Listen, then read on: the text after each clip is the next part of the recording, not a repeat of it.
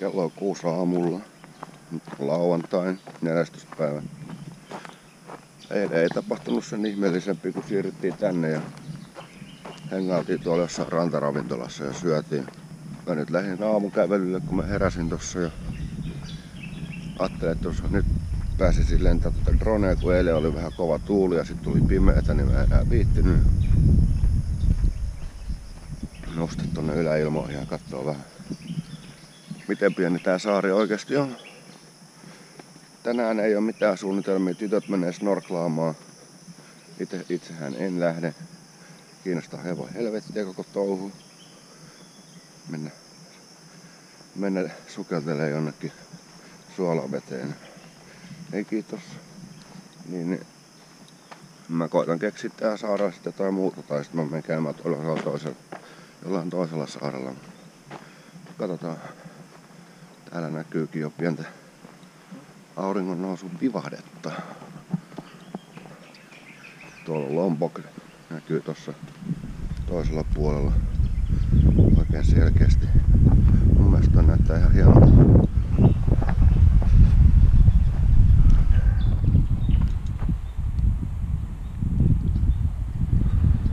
Täällä on ihmisiä katsomassa tuota auringon nousua pitkin näitä rantaa. Varmaan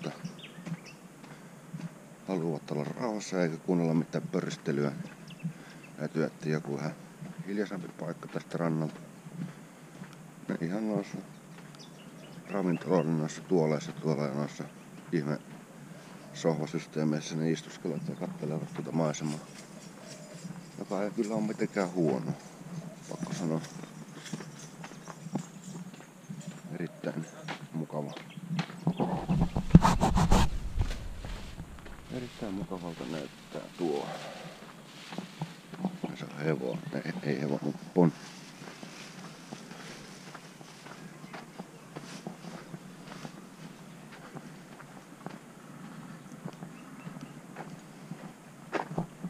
Auringon nousussa on se huono puoli, että se tulee niinku tosi nopeasti, mutta sitten taas auringon lasku, niin se on sellainen hidas. Mun pitäisi olla nyt jo drone ilmassa. Tässä on hyvä paikka. Joo. Vähän hyvä homma vittu toi. Ohjaan ei mukaan ladattu, vaikka mä pistin sen latauksen yöksi. Eli se siitä sitten. Nyt kun mä menen lataamaan sitä ja mä tuun takaisin, niin ei tässä ole enää mitään. Ei siinä auta muu kuin mennä hotellille lataamaan ohjaa ja sitten lennellä tässä päivällä. Ja illalla pitää toi auringon lasku mennä kyllä tsekkaamaan. Tuosta äskeisestä kun mä näytin sen ohjaamen, niin siitä on noin vajaa 5 minuuttia niin toi aurinko on. Niin se pitää olla oikea aika ja akut ladattuna, muuten sitten ei tule yhtään mitään. No, huomenna on vielä aikaa tää yrittää me olla, kun tää viikonloppu tässä näin. Auringonlaskun mä menen ainakin kuvaamaan ja koitan keksiä tänään jotain tekemistä sitten. Kello on nyt 9. Jotenkin nämä kaksi saa nyt mut houkuteltua mukaan tonne veneelle. Mua niinku juurikaan nappaa se. Mut siinä pääsee nyt samalla käymään tossa toisella saarella ilmeisesti, niin kai mä menen mukaan istuskele hengaille sinne veneelle. Mua niinku tonne veteen hyppääminen kiinnostaa pätkääkään. Mennään nyt katsomaan sitten millainen homma se on, että jne.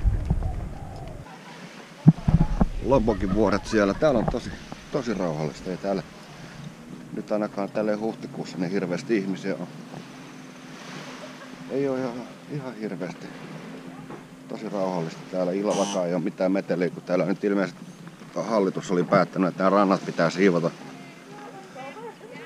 Kato, ravintoloita tullut tähän niin paljon, ne on ominut tämän rannan, kaikki hiekka on poissa, niin nyt ne on käskenyt niin näitä ravintolaomistajia purkamaan nämä rannan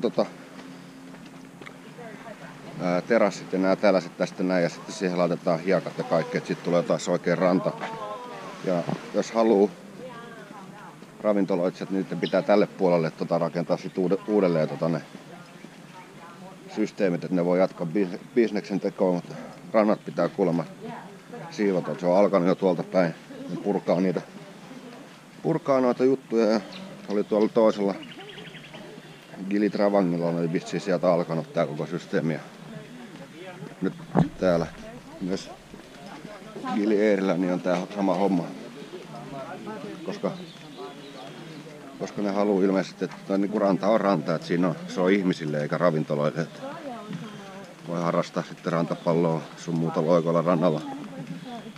No tuo saaren toisella puolella vissiin ei ole niin paljon rantaravintoloita, että siellä on ihan oikeita kunnon rantaa. Tällainen systeemi täällä on päätetty ilmeisesti. Toi Depi kertoi, oli eilen jutellut noiden paikallisten kanssa tuossa.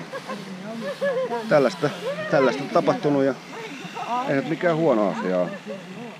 Kyllähän ranta pitää olla ranta eikä ravintoloita täynnä. Nyt joo. Mennään sinne veneelle. Vissiin maksu 100 tonnia. Jaat sen 17 000, niin sit saa euromäärä. Eli ei hirveän paljon, mutta 4 tunnin setti ilmeisesti kuitenkin. 3 paikassa vissiin käy snorklaamassa ja sen sellaista. Mene nyt sinne sitten hengaile.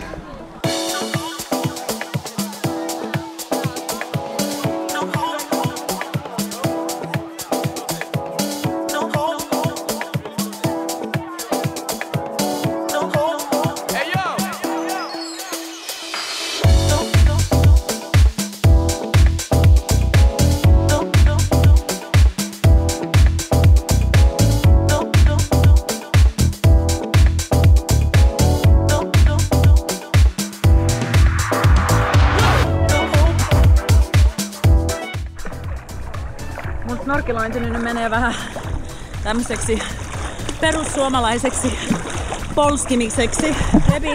Debi tuolla snorkeloi vähän hienommin. Juha on tuolla potkilla. Ja ilmeisesti mä täällä polskin.